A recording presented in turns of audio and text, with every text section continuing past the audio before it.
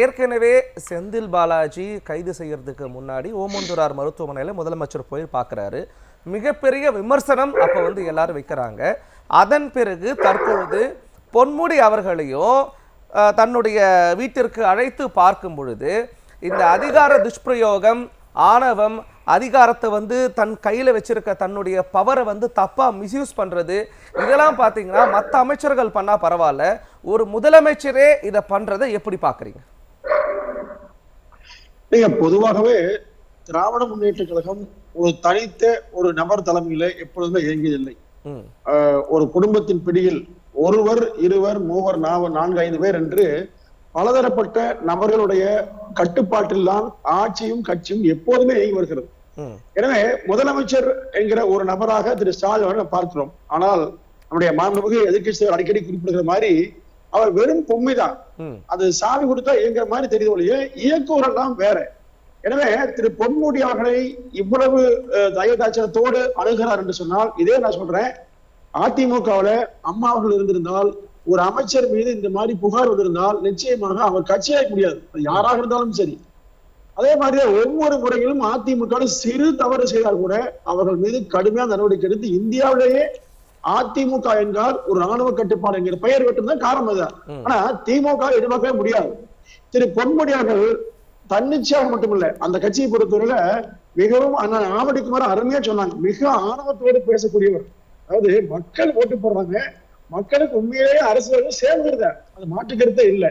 ஆனால் அதையெல்லாம் மறந்துட்டு வானத்திலிருந்து வந்த ஒரு எஜமான தோரணையோடு திமுக தங்களை பார்த்து கொண்டே வருகிறது.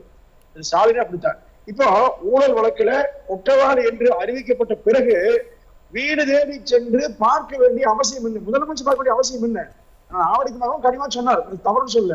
ஆனா இவர் ஒரு குற்றவாளியை பார்க்க வேண்டிய அவசியம் என்ன? இப்படி சொன்னா வேற மாதிரி காரணம் சொல்லுவாங்க. அவங்க புரட்சி தலைவி அம்மா அவர்கள் மீது உண்மையை சொன்னால் பொய்யாக திமுக வழக்குகளை புனைந்து தேவையில்லாமல் அவருடைய அரசியல் வாழ்க்கையை முடிக்க வேண்டும் என்று திமுக கங்கணம் மட்டும் செயல்படுறது. ஒரு மக்கள் தலைவி, உலகம் போட்டும் தலைவி. ஆனா இவரெல்லாம் அப்படி இல்லை. ஏன் மறைந்த முதலமைச்சர் அம்மா நினைச்சாங்கன்னா திமுகவே இருந்திருக்காதுங்க, ஜனநாயக முறையிலே செயல்பட்டாங்க. ஆனா திமுக அப்படி அல்ல. அதாவது 32 அமைச்சர்கள் சொன்னா 32 குடும்பங்கள் நாட்டை சுரண்டுகிறத உண்மை. அதுல பொன்முடி இன்னைக்கு ஆயிருக்காரு. இப்போ நேற்று முன்தினம் நம்முடைய அதிமுக பொதுச் செயலாளர் கிருஷ்ணகிரியில சொன்ன மாதிரி திமுகவில் இன்னும் பல பேர் கைதாக போறாங்க, பல பேர் ஊழல் வழக்குல சிக்க போறாங்க. இந்த நிலையில் திரு ஸ்டாலின் ஒவ்வொருவரையும் காப்பாற்றுவதற்காக துணித்துக் கொண்டிருக்கிறார். உண்மை சொன்னா ஏற்கனவே செந்தில் பாலாஜி அவர்கள் சிறையில் இருக்காங்க. சிறையில் இருக்கிற ஒரு நபரை அமைச்சராக தொடர் வைப்பதன் மரணமே யாருக்கு புரியல. இப்போ திரு பொன்முடி அவர்கள் அமைச்சரிலிருந்து விடுவிக்கப்பட்டால் நாட்டுக்கு எந்த பேராபத்தும் வரப்போறது இல்லை. ஆனாலும் அவரை தேடி போய் சந்தித்து தாங்கி பிடிக்க வேண்டிய அவசியம் என்னன்னா, ஒரு அச்சம் திரு ஸ்டாலினுக்கு அதிகமாக இருக்கிறது. ஏன்னா திமுகவுல மூத்த அமைச்சர் திரு துரைமுருகன் அவரை பற்றி அந்த மாவட்டத்தை சேர்ந்த திமுகவில் கொள்கை பரப்பு துணைச்சா இருந்த ஒருவர் 60,000 கோடி ஊழல் செய்திருக்கிறார் என்று பகிரங்கமாக சொல்லியிருக்கிறார். ஆனா இதை பற்றி திமுக ஒரு வார்த்தை கூட பேசல. அப்ப என்ன நடக்குன்னு சொன்னா, ஒட்டுமொத்த அமைச்சரவின் மீதும் தமிழ்நாட்டு மக்களுக்கு மிகப்பெரிய சந்தேகம் உண்டு. அந்த சந்தேகத்தின் அடிப்படையில ஒருவராக இன்றைக்கு ஊழல் வழக்கிலே சிக்கிறாங்க. இதை பாதுகாப்பதற்கும் அவர்களை தக்க வைத்துக் கொள்வதற்கும் திரு ஸ்டாலின் முயற்சிக்கிறார். உண்மையில் மிக பேராபத்து. உண்மை சொன்னா அவர் சொத்துக்களை எல்லாம் கைப்பற்றி நடவடிக்கை எடுக்க வேண்டும். ஆனால் எடுக்க வேண்டிய துறையை முதலமைச்சரே வைத்திருக்கிறார். அரசு அவரிடம் இருக்கிறது. நிச்சயமாக நேர்மையும் இருக்காது, உண்மையும் இருக்காது. சுதந்திரமாக அந்த துறை இயங்க போவதும் இல்லை. திமுக இந்த 2.5 ஆண்டு காலத்தில் நீங்க தலைப்புல கொடுக்கிற மாதிரி 2 ஆட்சிகள் தான் மக்களுக்கு உண்மையிலேயே மோசமான ஆட்சி. எல்லா துறைகளிலும் தோல்வி அடைந்திருக்கிறது. நாட்டு மக்கள் இன்றைக்கு ஒவ்வொரு நாளும் தங்கள் வாழ்நாளை நகர்த்துவதே சிரமம். தொழில்துறை முற்றிலா பாதிக்கப்பட்டுச்சு. இன்னைக்கு மாணவர்கள் பாதிக்கப்பட்டாங்க, இளைஞர்கள் வேலைவாய்ப்பு இல்லை, விவசாயிகள் கடுமையா பாதிக்கப்படுறாங்க, கஷ்டப்படுறாங்க, போராடுறாங்க, அவர்கள் குண்டாசெல்லாம் போடுறாங்க. அப்போ எந்த துறையை நம்பியாவது மக்கள் நிம்மதியாக வாழ்றாங்க பாருங்க? நிச்சயமா கிடையாது. எனவே இன்றைக்கு ஊழல் என்கிற ஒற்றை வார்த்தையின் மூலமாக இன்றைக்கு இந்த விடிய ஆட்சி செய்திருக்கிற நடவடிக்கையின் காரணமாக நாட்டு மக்கள் இந்த அரசை பார்த்து கேவலமா கேலியா பாக்குறாங்க. முதலமைச்சர்கள் விழித்து கொண்டு, நான் சொல்றது அரசியல் ரீதியா பேசல, தமிழ்நாட்டுடைய மரபுகளை காப்பாற்ற வேண்டும்.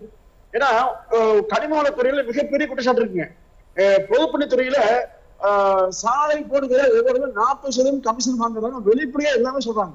திமுகவை சேர்ந்தவர்களே வெளிப்படையாக குற்றம் சாட்டுகிற அளவுக்கு திமுக அரசு லட்சம் இருக்குங்க. ஆனா முதல்வர் இதை கண்டுகொள்ளாமல் நாங்க தான் நிரந்தரமாக இருப்போம், மக்கள் அப்படித்தான் விரும்புறாங்கன்னு சொல்லி யாரோ சொல்வதை கேட்டுக்கொண்டு பொதுக்கூட்டம் நடுவே வாசிக்கிறார். அப்போ இந்த முதலமைச்சரை நம்பி தமிழ்நாட்டு மக்கள், தமிழ்நாடு அரசு இருந்தா ஆனா நாவடிக்கு மேல தெளிவா சொன்னாங்க. அதாவது 5 ஆண்டு காலம் நாட்டை நிர்வாகம் செய்வதற்காக ஒப்படைக்கப்பட்டிருக்கக்கூடிய நாட்டு மக்களை மொத்தமா எல்லாமே குத்தகைக்கு எடுத்து மேற்ற மாதிரி நடவடிக்கை பண்றாங்க. இது மிகப்பெரிய ஆபத்து. இந்த ஆட்சியை வீட்டுக்கு அனுப்புகிற காலம் தான் நாட்டு மக்கள் நல்லதுங்க. இதுல இன்னொரு கேள்வியும் இருக்கு. மக்களுடைய கொந்தளிப்பை தாண்டி கட்சிக்காரங்களே பார்த்தீங்கன்னா எங்களுக்கு நீங்க சொல்ற மாதிரி 40% கமிஷன் கேட்குறாங்க, 40% கமிஷன் கொடுத்தா நாங்க எப்படி இதுல சம்பாதிக்கிறதுன்னு மக்களை தாண்டி கட்சிக்காரங்களே சொந்த கட்சியினர் மீது அதிருப்தியில் இருக்காங்கன்ற விஷயமும் கேள்விப்படுறோம். இதை பற்றி தங்களுடைய கருத்து? சார் ஒண்ணு இல்ல, வெயிலின் அருமை நிழலும் தெரிகிற மாதிரி உண்மையை சொல்றேங்க. நான் எடப்பாடியார் ஆட்சியை சாதாரண திமுக விஷயத்திலே பார்ப்பேன். திருப்பூர்ல ஒரு மூத்த வழக்கறிஞர் பேச விரும்பல, அவர் திமுக ஆட்சியில அரசு வழக்கையில் இருந்தவர். அவரை சந்திக்க தெளிவா சொன்னார், உண்மையில் நாங்கெல்லாம் தப்பிடும் சொன்னாங்க. உண்மையில் ஆட்சி அதிமுக இருந்த போது யாருக்கு பாதிப்பே இல்லை. திருப்பூர், ஈரோடு, கோயம்புத்தூர்லாம், சேலம் தொழில மிக அதிகமாக லட்சக்கணக்கான மக்கள் வேலை கொடுத்த மாவட்டங்கள். இன்னைக்கு தொழில்துறை முழுமையா பாதிக்கப்பட்டுச்சுங்க. நீங்க அதே மாதிரி மின்சார தேவை என்பது அதிமுக ஆட்சி பார்த்தீங்கன்னா ஒரு நாள் கூட மின்சாரம் இல்லைங்கிற வார்த்தையே இருக்காது, எல்லாமே பாதிப்பு. ஆனா இதெல்லாம் மீறி இந்த ஆட்சி வந்த பிறகு எல்லா வகையிலும் பாதிப்பு. அதாவது எந்த துறையை நீங்க சொல்ல தனித்தனியா பிரிச்சு பேச வேண்டிய ஒட்டு மொத்தமா பாதிக்கப்படுது. இவர்களை நம்பி இந்த நாடு இன்னும் 2 ஆண்டு காலம் போச்சுன்னா மிகப்பெரிய ஆபத்து, மிகப்பெரிய கடன். ஏற்கனவே இந்த கடன் புள்ளிவர்னு சொல்லுவாங்க. கொரோனா காலம் அன்னைக்கு டாஸ்மார்க் இல்ல, வருமானம் குறைவு, இதெல்லாம் தாண்டி அதிமுக வாங்கிய கடன் மிக குறைவு. ஆனா திமுக பல மடங்கு வாங்கியிருக்கிறது.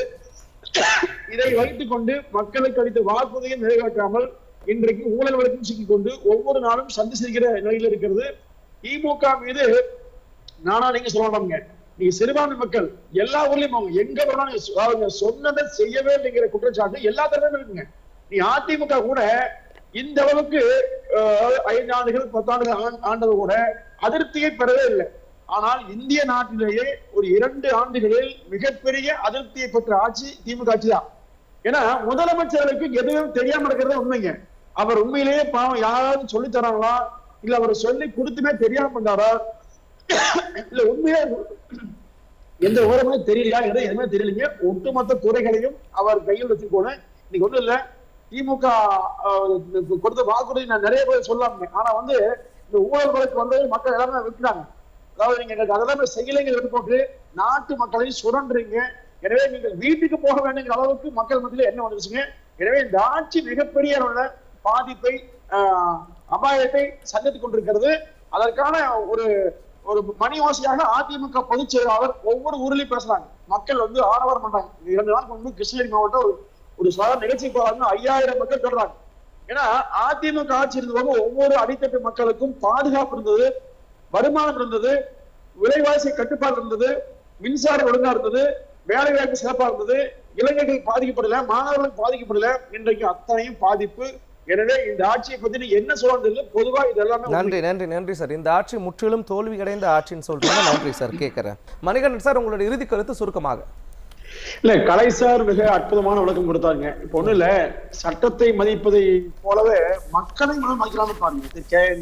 கே சாரு, இல்ல பொன்முடி, துரைமுருகன் எல்லோருமே மக்களை அவமானப்படுத்துறாங்க. மொத்தத்தை தமிழ்நாட்டு மக்களை உதாசீனப்படுத்தி விட்டு, கேலி பொருளாக்கி விட்டு, இந்த நாட்டை மிக சரியாக நிர்வாகம் செய்வதை விட எப்படியாவது 10 ஆண்டு காலம் ஆட்சியில் இல்ல 5 ஆண்டு காலத்தை முழுமையாக பயன்படுத்தி நாட்டை கொள்ளையடிக்க வேண்டும் என்கிற ஒற்றை நோக்கத்தில் திமுக செயல்படுகிறது. இந்த ஆட்சி நிச்சயமாக வீட்டுக்கு அனுப்பப்படுங்க. அதற்கு ஒரே சாட்சி தான் பொன்முடி, செந்தில் பாலாஜி. நன்றி நன்றி சார், உங்களுடைய கருத்துக்களுக்கு.